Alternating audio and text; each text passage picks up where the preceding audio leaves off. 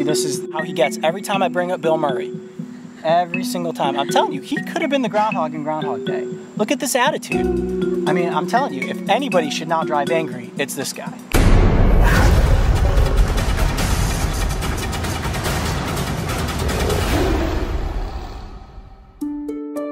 Today I'm at the Ohio Wildlife Center. Located in central Ohio, this organization fosters awareness and appreciation of Ohio's native wildlife through rehabilitation and education.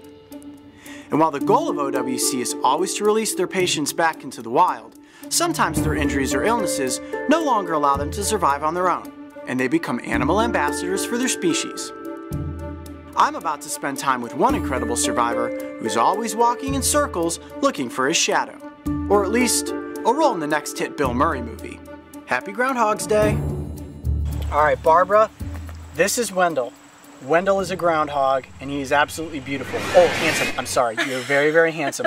Now, tell us why Wendell is here at Ohio Wildlife Center, and why he kind of walks in circles the way that he does. Right. So, woodchucks are really, really susceptible to a parasite called raccoon roundworm. Oh, okay. And woodchucks and raccoons share the same habitat. They vie for the same dens, so they very often come into physical contact, but these guys forage on the ground, and so after they're traipsing through eating plants that the raccoon maybe, stay over here buddy, the raccoon has probably already walked through there and shed some of these roundworm eggs. So it's the same roundworm our dogs and cats can get, which is why we worm those animals. Okay. Unfortunately, the woodchuck being a dead-end host, the worms never become adults inside the woodchuck, but the larvae hatch and migrate up the spinal column into the brain, and it causes brain damage that really just disconnects some of the neurons from their brain to their muscles. The call we get on our hotline when they see this animal doing this circling is most people feel it has rabies. Yeah. And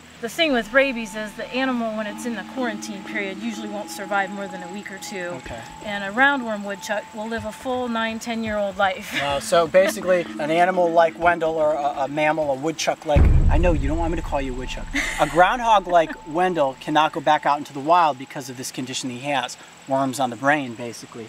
And if he is back out in the wild, then you know, it'd be very easy for a predator to pick him off, or that's right, it to be mistaken that he has and rabies. Normally, woodchucks would not be friendly enough for us to be touching or near them. They're very aggressive and territorial. This is an animal that if he was healthy and he was this close to us right now, he'd probably be chattering his teeth and yeah, he's doing stomping at us a little bit, telling us to get back. He's doing laps around me right now. Yep. This could be like your audition for Groundhog's Day 2. We should send this to Bill Murray and say, Bill, we got your candidate. This guy won't drive angry, he'll just drive around in circles. He'll do donuts. That's right. These animals dig extensive burrows in the wild, and they provide dens for animals who could not normally build their own dens and allow them to survive the winter in a temperate climate. So here in Ohio and across the range where groundhogs live, are they considered a keystone species in a way, that they provide homes for other animals? You really could look at them that way, and most people don't realize that they're that important. Very cool. Well, Wendell sure is a handsome groundhog, and he seems to be done with his laps, and he's off on his way now. So let's take a look at another one of the ambassadors that you have here at Ohio Wildlife Center. If you thought that was an amazing animal encounter, make sure to check out these other videos. And don't forget, subscribe to follow me and the crew on this season of Breaking Trail. All right, I'm going to time you on this next lap. Ready?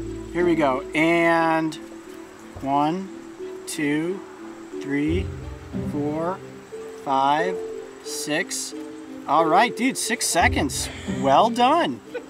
High five. High five. I'm sending this tape to Bill Murray, just so you know. I promise we will get you cast in Groundhog Day 2.